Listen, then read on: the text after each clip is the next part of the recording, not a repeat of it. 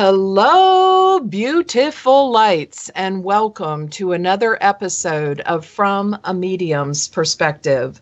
Before we get going, I'd like to tell you and remind you that I am teaching an upcoming professional psychic mediumship certification program.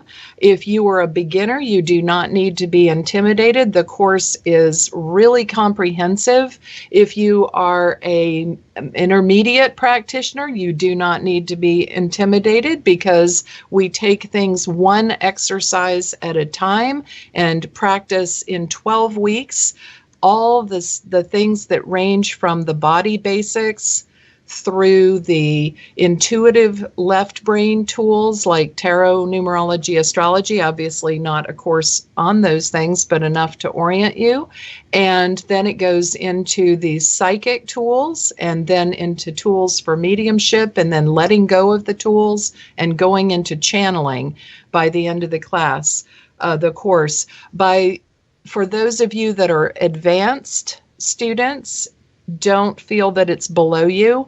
It is designed not to validate your ability, but to give you an opportunity to practice and fill in any gaps and cracks that you might have along the way. There are a total of 50 hours of live practice, over 30 hours in a live classroom with me. It's taught via Zoom, so you can do it from the comfort of your own home. And there are 20 hours of guinea pig readings where we practice on people for no grades, just to get our skills up and ready. And there is professional analysis that I give to enhance your reading abilities and interests there. So just if you're interested, let me know. I would love to have some people. We have quite a good class already forming for August 13th, 2017, and I teach it in February and August of each year. So if you're interested, you can find more information on my website at mediumtracylockwood.com. Well, I am extremely excited and honored to have back on the show a guest that I had on maybe a year ago or more. And I want to tell you a little bit about him before we get started. He is a spiritual teacher and mentor and guide. And like many of us, he was born with extrasensory abilities. He has the ability to perceive the conscious and subconscious thought patterns and energetic patterns of others. He grew up in Jamaica, and the pain and contrast that he experienced there, if you've ever heard of Esther Hicks and Abraham Hicks talking about people that create resistance in our life create contrast, so we know what we don't want, so we can move toward things that we do want. He says that the pain and contrast that he experienced growing up there served as a catalyst to sharpen his abilities, and I can definitely testify to his capacities. Now he uses his abilities and experiences, and he helps people find clarity in their lives and find a life of happiness and self-love. He's known as the spiritual artisan. And if you put in spiritual artisan, for those of you that like to snoop about for our guest, you will find him on Facebook and YouTube. Just put in the spiritual artisan. And I'd like to welcome to the show Dalano Kyle. Welcome, Delano. Hi, Tracy. I'm so glad to be back. Thank you so much for having me.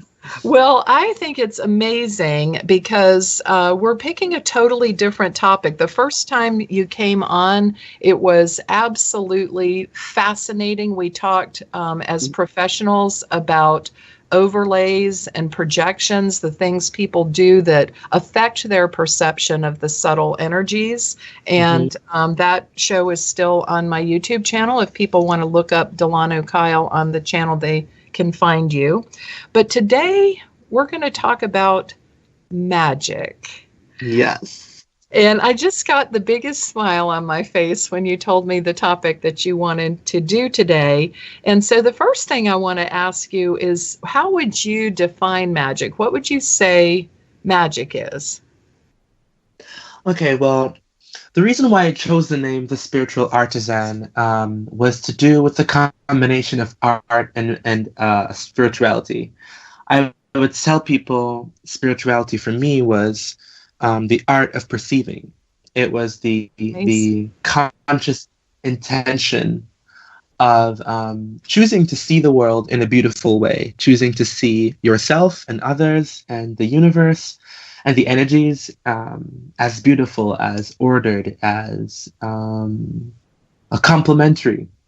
And so for me, that translates perfectly into magic. For me, magic specifically is the art of setting intention. It's almost like a subcategory within spirituality. I would like to put everything as spiritual, and then magic would be one of the paths.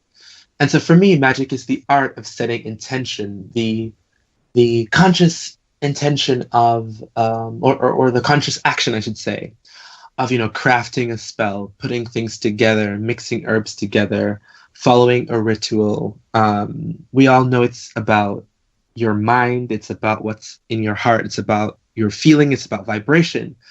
Yes. So magic is simply just an extension of that, putting those inward things a little bit externally and mixing our need for closure and physical action with our true vibrational nature to form a wand of sorts that creates different changes in our life. Well, we as creative beings, where our thoughts can actually become things and we can set into motion all those things, we are kind of magical. Sometimes people, when you said the word spell, I could feel like some of the audience going, "Oh, it's witches, and what's all that about?" Yes, and I could feel, but I could feel another part going, "Yes, yes, tell us more." And how would you, first of all, define a spell? Well, honestly, it's like if you think of the word enchantment and the fact that it has the word chant in there, enchantment. If you think of incantation, incant is actually Latin for I speak, or I sing, or I consecrate. And so for me, all a spell is a consecrated intention. Because if you think, every thought that we have is an intention. And if our realities were to manifest literally everything we thought, it would be chaos. Would think of it. They do, actually, because I've used the example of Pigpen from Snoopy cartoon before, because there's kind of that off-gassing of thoughts, fragments of thoughts, fragments of emotions, and we're energetic beings. Only when we sustain a thought does it actually start taking form, and beyond that, taking on a life of its own, Exactly, and that aspect of a sustained thought is what I would call a spell. Oh, great. Oh, that's interesting. Well, another thing, for people listening, some people are very comfortable with the term magic and delight in the feeling of that and understand the connection to the physical realm, the earth, and the connection to the spiritual realm as well. But there are people that are uncomfortable with the term magic. And so what do you think is maybe the most common misconceptions that people have about magic? I think for me, the most common thing is either thinking just inherently it's evil, that somehow it's separate from just creating your thoughts anyway, or separate from any other tool that you use. It's sort of like being afraid of a knife, assuming that it's inherently dangerous, when in reality we can use a knife to cut lettuce and to make a lovely salad for our children or loved ones, or it can be used for other things, which I don't even spend time thinking about. Right, right. And I think it's the same thing when you think of magic. There's that, and then there's also the it's not real, or it's unrealistic, or it's a quote-unquote fairy tale. And for me, this, if anyone was following our last talk on overlays, which is all about the projections onto the way we see the world, and how it can muddle some of our perceptions.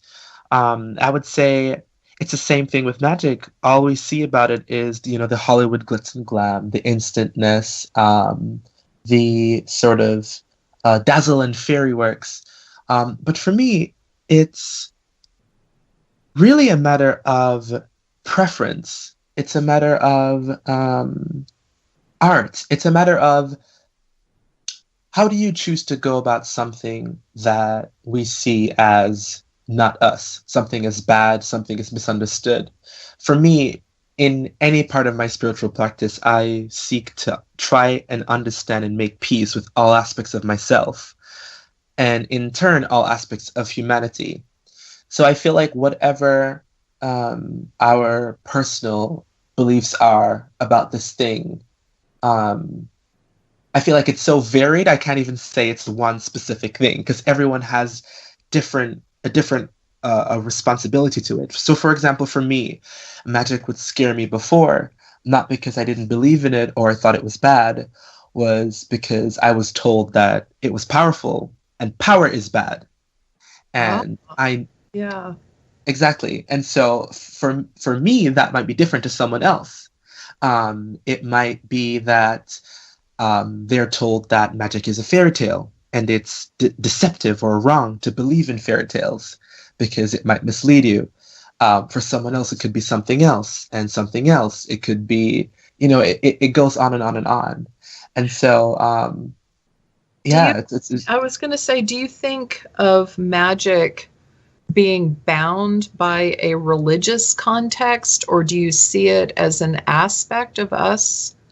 I really like that you say that. So for me, I see magic as not bound by any religious belief system. I think all forms of intention or consecration. Consecration just means to make something special, essentially. So to spend time with a thought, or to spend time with an energy, I see any of that as magic.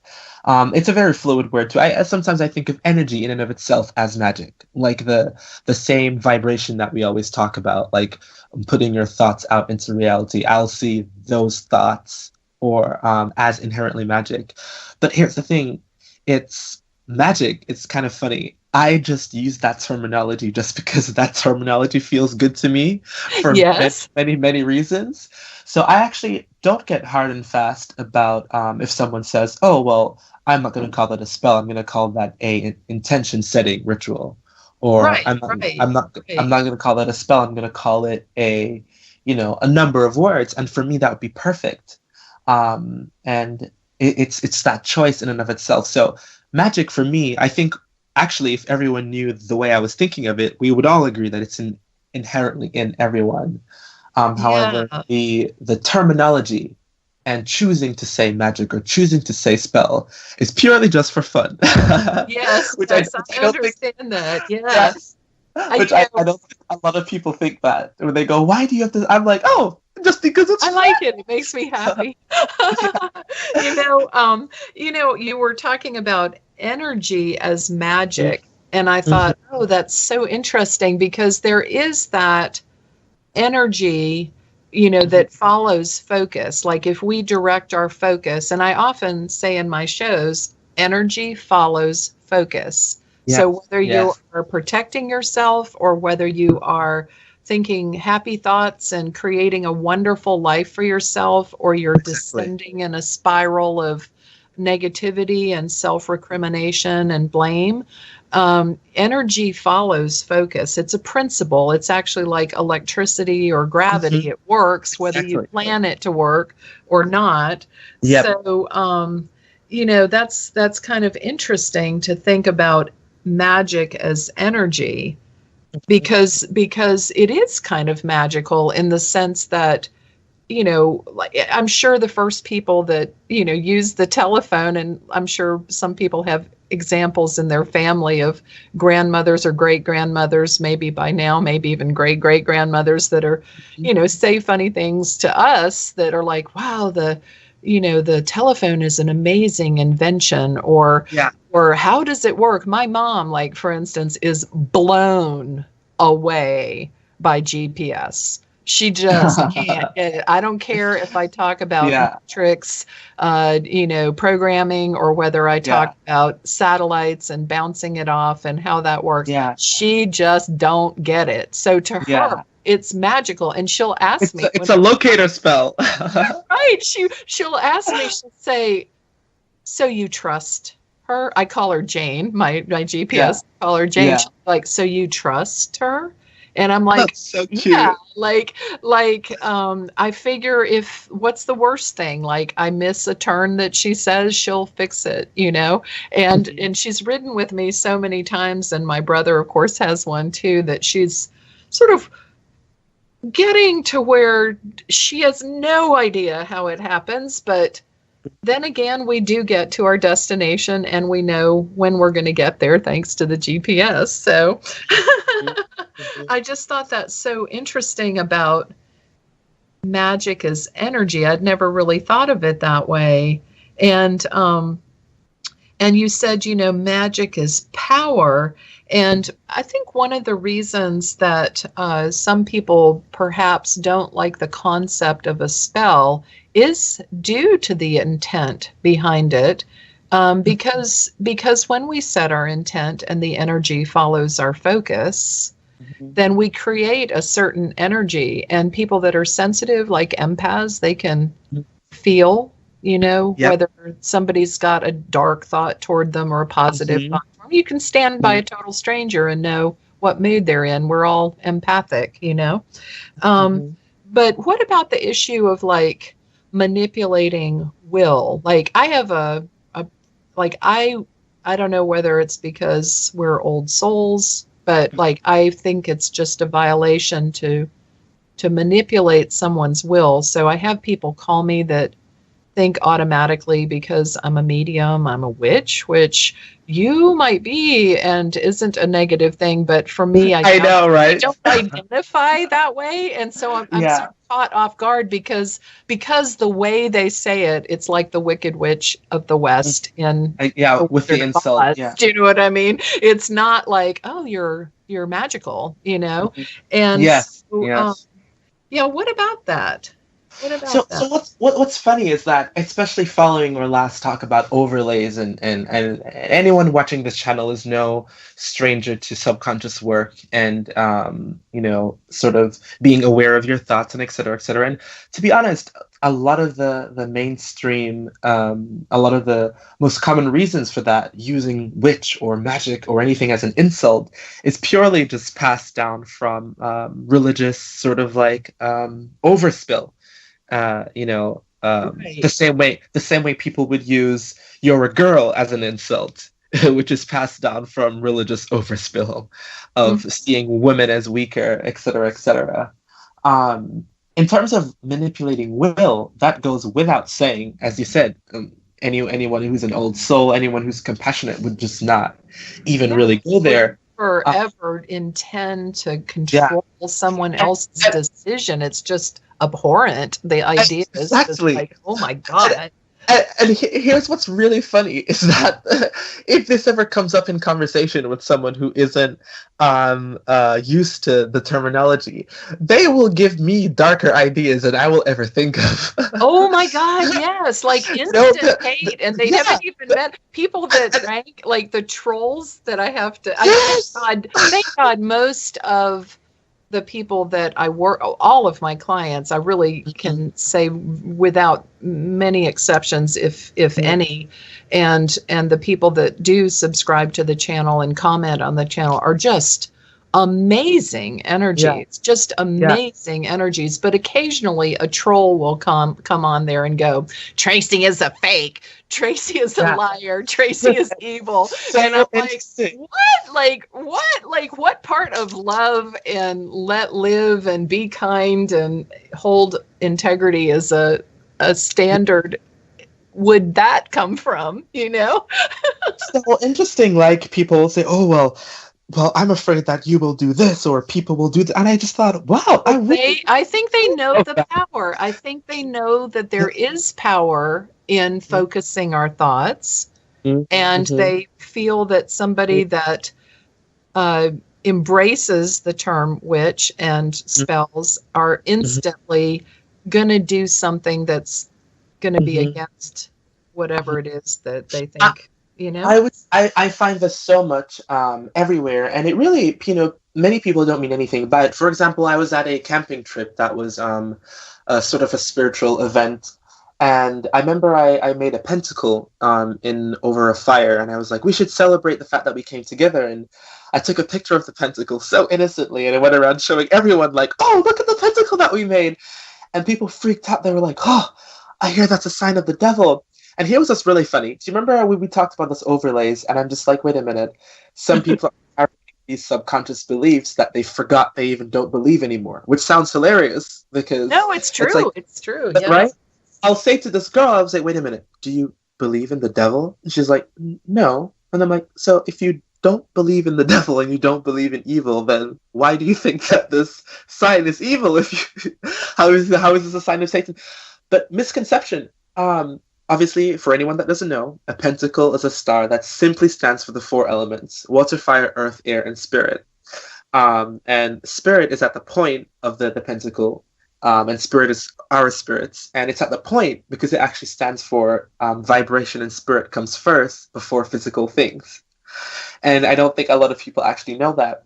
Second of all, the word witch is actually an Old English word, which literally translates to wise one. That's all it means. Oh, that's interesting. Yeah. That's interesting. It doesn't even have a connection to mysticism or magic. It would literally just be the word wise. Well, if you think about that, sorry, I just want to interject. If you think about it, if people called people a witch, and I can kind of going, he's a witch, and but their lack of understanding of how did you know that, you know what I mean, and the healing that goes on, like how did you take something that was sick and broken and it's okay now, like what magic have ye? Do you know what I mean? But it's exactly that frequency. Yes. And also maybe, probably like people that could write to people that couldn't write, probably writing a letter, sort of like a rune or a symbol that's misunderstood, Yeah. I can feel you tuning into the past right now. You're literally energetically tapped into where the... You're exactly right. I'm back there. Yeah, I can feel you. I can feel you back there right now. Yes. I can feel you. We're there together looking at, I see. So this is where the misconception started. And what's funny is that is still true of magic, that it is an advanced form of science that we don't understand, and we'll forever be calling anything we don't understand magic. Because think back then, many people across cultures knew about vibration, but we didn't have this terminology. We didn't know it was specifically linked to these thoughts or these different things. And so seeing someone heal someone or something come together without touching it, or all these different things, or being angry at something and having it happen in some type of way, obviously not always, would cause people to say, oh, magic, witch, something is wrong. Well, they wouldn't actually use the word witch, whatever word they would use. And it's the same today. If people only knew that, well, first of all, I am not special. We are all vibrational beings. We are all creating our reality. We literally all have the power to turn intention into physical movement. Yes. And that's what's funny, is that back in the day, they thought that there were some people more special than others, more, like this person contained the gift, but the other person didn't. When in reality, same thing about psychics and mediums, somebody who's able to, has demonstrated something that they don't understand or don't connect with initially. Yeah. Was seen as somehow other. Most times I feel it's the inferiority that causes the shall we say, the burning at the stake complex. Oh, it's definitely fear. It's definitely fear-based, yes. powerful than me, and that scares me, so I need to do this to take my power back, when in Oh, reality, true. Oh, true, right? Or trying to gain yeah, an influence with people and seeing the other person more facile, more yeah. charismatic, more naturally able. Wow, that's profound. Yep. Yep. So it continues even to this day. Because I remember even when I would start talking about witchcraft and magic, even in the spiritual community, a community known for accepting people and people who have tried to, deprogram from different limiting belief systems, et cetera, still would be very offended and flare up at the sight of anyone sort of announcing, oh yes, I did a spell or magic or et cetera, because there was still this somehow belief that the word magic was instant manifestation. Yes, yes. Well, That's what it even is. yeah, even in if somebody says, well, it's an affirmation, some people are more comfortable with the term prayer, you know. Exactly. I was about to say, because for me, prayer or meditation or any of these things, again, all of, Mantras, it, yeah. all of it's magic to me. It's literally just a terminology that you use. Yes. And it really is Yes. up to people who just simply love certain terminologies. For example, I have friends, obviously all my friends know exactly who I am, and some of my friends have no problem with the terminology I use. And so there's a difference between someone who doesn't want to use a certain terminology or do a certain thing because they genuinely have chosen not to, and then those who have chosen not to out of the resistance or the shadow aspect that's saying it's somehow bad or et cetera, et cetera. But I have Yes. friends who will do the same things as me, but they will just use different terminology, put quite simply because that feels better to them. For example, Yes. my more Buddhist spiritual friends would much rather say, um, Delano, the music is coming in, and we're going to pick this up on the back side of the hour. Can't believe we're halfway there. Oh my goodness. I'll talk to you shortly, and our listeners will be waiting with bated breath. Talk to you "Hey, soon. my darling, yes." Now, back to our show, From a Medium's Perspective, with host, Reverend Tracey Lockwood. Welcome back. Wow, Delano, we were just talking about how terminology can create discomfort or comfort depending on the perspective of the person that is hearing it. And it made me think about when people think about mediumship and channeling and they're coming from maybe a more traditional Christian perspective, Exactly, they don't same thing.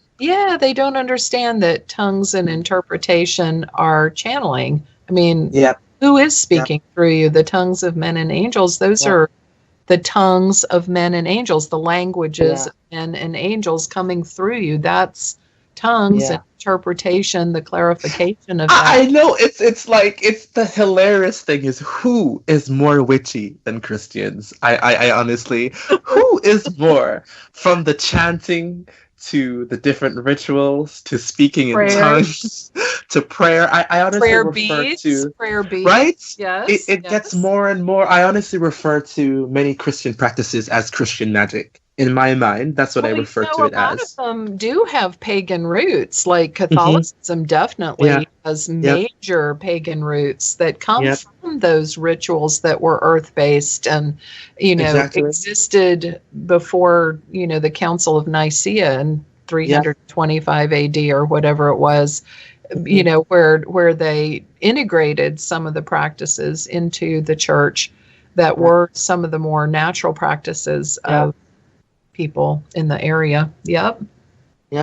It's also my belief that I mean I know Yeshua slash Jesus is a very controversial topic, and everyone has their different perspectives on it, and I won't ever proclaim to know the truth, but I'll say for my personal belief system, he was a magician, like all the other different teachers Well, that if you existed. think of miracle working, Exactly. which is basically shifting the physical energy Mhm. to transform someone for healing or for producing, and of course in mediumship we would say, oh, that's physical mediumship. That's, manifesting things from the ethers, that's Yes. that is. And but even Jesus said, these things and greater shall ye do. Exactly. The spiritual gifts. And so, and also, like, don't worship me, worship the one that sent me. So if we all go back to source, we're all part of source, of course, because we had to come from somewhere, however that philosophy plays out. Yeah. Definitely. How would you differentiate the practice of witchcraft from sorcery? How would you define that? I absolutely love these. So here's where it gets very, very, very, very personal. And it really just does depend on, again, emotion and what feels good to certain people. There will be certain words or phrases or styles of thinking about something that really have no rhyme or reason. Obviously, there is a rhyme and reason for everything, but much too complicated to get into. But it will just exist just for that reason. So for some people, I think there would be no difference between sorcery and witchcraft. For me personally, I would say witchcraft is more the craft aspect of it. So think arts and craft. Getting a blue candle if you're working with your throat chakra, and lighting a blue candle. I like to use, for example, I really like to use white feathers to symbolize my guides. Oh, I love that. And I just do. I really, it's my number one go-to little thing is I get some white feathers, I get a nice big white candle, and I get a nice big selenite or a clear quartz. I put that together, and that just symbolizes, my inner divinity and my inner love source that I connect to.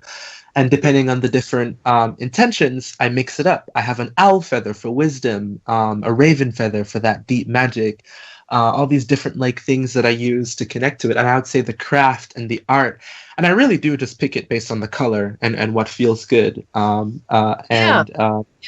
is a great way to pick anything, a stone or a candle or whatever. Exactly. By your gut, your intuition, yes. Yes. So that's the art aspect of it, and I'd class that more as witchcraft. And sorcery, I would say, is more the mental sort of vibrational, non-tool practices. So like meditation, trance, setting intentions.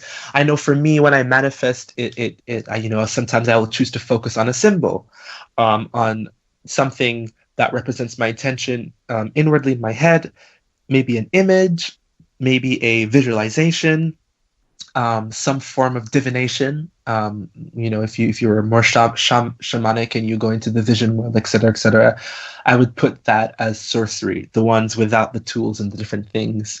But you could also consider using tools as sorcery too. So that's my personal distinction. Interesting. Between the two. And I have many distinctions for different forms of magic, shamanic magic, sorcery magic, like I said, Christian magic, Buddhist magic, basically any term you could think of, slap magic at the end of it, and it's a type of magic. I even, for my sake, I will refer to, for example, doctors who do surgeries. I call that physical magic, because it's the art of them mastering how to move the physical thing in front of them to perform healing. Cutting an artery, moving things together with their actual physical hands. Anyone gifted with mechanics, I would call that mechanical magic. It really just continues. And I would say they're channeling the mechanical gods. Energies of movement, the energies of physics, the energy of, think very cut, square masculine energies, if you're looking at that polarity. And I really would just use the word magic to describe nearly everything. And again, just purely for fun. People really don't have to use these terms. Sorry, continue. No, you're good. I was just thinking again what you said about witchcraft versus sorcery, and I was thinking, so witchcraft may be based on the tools to create a connection with the other side, and sorcery already in the energy and working directly. So maybe the witchcraft being more physical and the sorcery being more mental. Is that? how you For would. me, that's exactly how I would describe it. Yeah. Ah, interesting. Very interesting. Or say potion making, or for example, I'm very, very ritualistic with everything. If I make my morning fruit smoothies, I tune into the energy of each fruit I put into the blender. And as I'm blending it, I'm doing an incantation to like blend the energies together. Like I say, this yellow banana will provide a stomach chakra like power boost for me. This red apple will provide a grounding root, and so on and so forth, to make the intention of whatever smoothie that is. Sometimes I will even divine with it, depending on what fruits I intuitively reach for and what color the smoothie turns out to be. I use that to do something with, meditate, or to see, okay, so today I'm craving more purple. This means I'm going to sit some time with my amethyst today and do some meditation. If it comes out more root-like, orangey, I say, okay, maybe I need some exercise today. I need to do something with my body, et cetera, et cetera. It really is just creativity and again, that physical like art and mixing the vibrational world, the physical world, so that they essentially become one, which unification is one of my absolute like joys. Alchemy and putting things together, unifying it, becoming more one. Sorry, I just wanted to, I'm still thinking on that differentiation between witchcraft and sorcery. And please, I love this, witchcraft being more ritual based, sorcery being more energetic based. And therefore I was thinking, well, you said magic is energy. Yep. So that's kind of interesting. Yep. When you work with your clients, how do you use AKA magic or ritual with your clients? And if so, how do you integrate that? Always. So for a while, I honestly go back and forth in using the terminology of magic and witchcraft, et cetera, because for my own personal kind of play with it, I think, sometimes it's important to be dramatic to bring people's focus to a concept too. And I really have gone back and forth of deciding. For me, it was more about like what energy benefits people the most, or how do I, translate this vibration in the most healthy, beneficial way. But then I realized I need to count myself in it too, and what I genuinely do like, and what's fun for me. And I thought, okay, I'm going to stick with magic. But yes, if I work with clients, I will do a healing spell or some sort of like energy upliftment or protection or anything that I intuitively feel they need. I will spend most time. Divination is like the number one thing first before any spell. Is divination for me would be the art of aligning with your inner source self, so that I like that. Divining, sensing, connecting with that truth. Can you I broke my ankle, which is why I haven't been on the air for a few weeks here, but because I couldn't get to my studio physically until today. So you were talking about healing ritual or spell. Could you give an example and permutate off of my energy, maybe? Perfect. So I would love that. So say, for example, we were doing a healing ritual for your ankle. The first thing I would do is sit down and connect to my inner guides, my inner love. And I personally use love as a fuel for all of my magic. Yes. So I'd start there. So I would connect to how much I love you and how much I feel that desire that I have personally for your health. And a lot of the times, sometimes we try and do healing and we make it about the other person. And sometimes that's what drains us. But I tell myself, this is selfishly for me. I selfishly want you to be healed. And I selfishly want your ankle to be whole. And so me healing this ankle now is not about me healing you. It's about me healing myself and seeing you as an extension of me. And I would begin the groundwork there. Then I would say something like, I would ask your energy or your higher self, your inner being, to give me the frequency necessary to help you. And I'd pull, say, a tarot card, and I'd ask for a card that summed up the frequency. So let's say I got the Empress.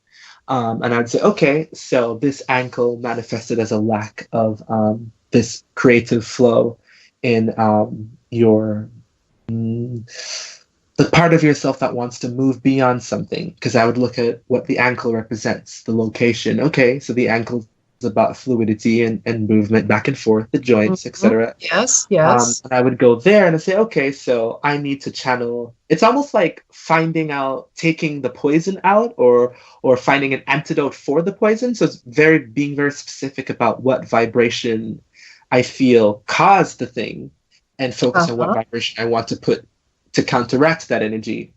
Then I would get, say, whatever I felt. Let's say I get an orange candle for that creative flow, because this is in alignment with the Empress card that we pulled earlier. Get an orange candle. I would pick a crystal of my choice. I would probably hold that crystal. What would you pick for a crystal, do you think? I would pick Tiger's Eye, I think.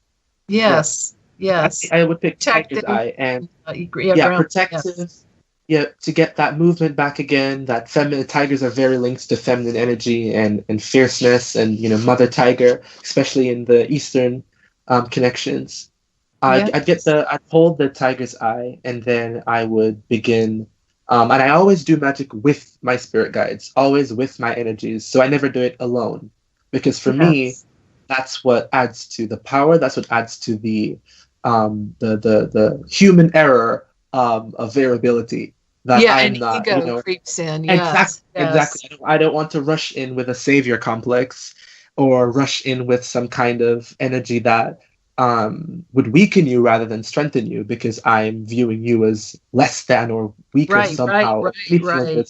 So I'd make sure to do it with my spirit guide, so that the energy is like whoop, high, and then I would simply just focus on suturing the bones back together, or just imagine it like coming into health. And honestly, sometimes when I do healing magic, the energy of like the love and compassion that will flow through me, I'll be crying the whole entire time. Like crying, just imagining like the whatever sort of disruption like coming into like order. I think that spirit flows through us. We do get moved. Yeah, whether it's music or dance or speaking truth, Mm-hmm. It would be such an interesting process, and that would be pretty much it. I mean, if we were together now, that would be fantastic, because I would blend oils together and like do it manually, and enchant the oils, and then put that on I would make a tea, for example, a potion. Some kind of herbs to do with healing, and we would go about it on all the levels. Give you to ingest the potion, anoint the leg with the oil, put my hands on it. If it was something muscular, then I would massage it just to make sure it was. I would just do as much possible healing as I could possibly do. I would do it. But if it's long distance, then this is how I would do it with the meditation and the energies. And then I would pull another card. I always pull a card, or I ask spirit to give me a synchronicity or a sign of its like completion. Mm-hmm. That really, really helps, because for me, asking for a sign of completion after every spell, it really just cements in your brain that you just did something. So because quite often we do things, and the part of ourselves that doesn't fully believe in it, or doesn't have the confidence in it, will eat away at the proof. We'll forget that we did these amazing things in our life, or forget how we're helped, or forget how spirit is near. Or I will ask for a sign to show me that I was not the only one. For example, working out with the spell. So let's say I was working with a particular energy. Like let's use somebody general, like Archangel Michael, or Archangel Raphael. I would ask for a synchronicity, and then like later that week or later that day, I will literally meet someone called Michael, or meet someone called Raphael. Yes. Like this, and I'll be like, yes! The energy was completed, and most times I'll talk to the person, and they'll say, wow, I'm actually feeling much better, or like I suddenly. And here's the thing, the magic doesn't always work in quote unquote the magical ways. Sometimes I will do, say, I'm working with your ankle, and then all of a sudden next week you meet a lovely doctor who takes extra special care of your ankle, or something like this. Or you come across something, or you meet a healer, a naturopath who offers and says, I really feel called to treat your ankle. And that's how the magic worked, by helping it sets it in motion. Exactly. And I don't control how it works out. I put it out there, and I ask the guides, I ask the intense loving energies to do their thing in concert with me, knowing my own power and my own ability to make vibrational change, but also choosing teamwork just because it's more fun and it's just more powerful always. And that would be my version of a spell. So I will do this sometimes for clients before we get on. Sometimes I'll even be connected to the client, and the day before I'll feel intuitively to send them some energy, and then lo and behold, they message me the next day for a session or something, and we talk about exactly the energy that was being integrated. Or I will be doing it afterwards. Sometimes, depending on the client, I will do the spell with them in the session. I'll give them a spell I recommend them for this week. Like I'll say, work with this symbol and light this white candle every time you feel like so and so and so. And I want to tell you before we lose our time in 2 minutes that I know you were just flowing with it naturally, as you always do, but I consistently draw the Empress card. Oh, and you are right, because even though I'm highly creative in the work that I do, etc., I'm pushing toward a new level because I'm trying to enhance my capacity to teach more people through webinars, etc., and give them live training, that kind of thing. And orange is just perfect, and tiger's eye, perfect. And I was thinking about what you said about completion, and a new thought struck me, as it always does when we talk, that maybe that's why we say, and so it is, or it is done, or so good, or amen and amen. Yes. But I thought, wow, we're actually closing the portal. It's like we open the portal, because you don't want to leave a portal open without tending, And that's so beautiful. This is funny because we practice these things in general. We love closure, and then we say, that's why we say goodbye at the end of a sentence, or there's a full stop at the end, because it's just a universe of fluidity and order too. Things have a beginning and they have an end, and they also go on forever. Yes, that's what periods at the end of a sentence are for, I was going to say too, like you were talking about setting the energy in motion, but you said energy is magic. Magic is energy. So you're setting the magic in motion. Yep. Oh, Delano, thank you so much. I'm hearing our beeps for the end of the show, and I just want to thank you. If any of you want to reach Delano, you can find him on YouTube at The Spiritual Artisan, or on Facebook. Just put in The Spiritual Artisan. Please like his page and subscribe while you're there. And thank you so much, Delano. Thank you so much. It's always so much fun. We never have enough time. I know.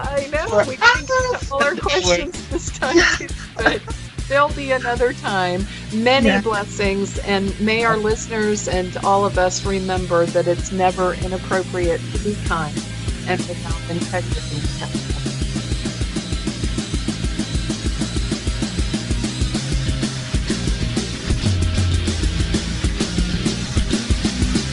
Thank you for listening.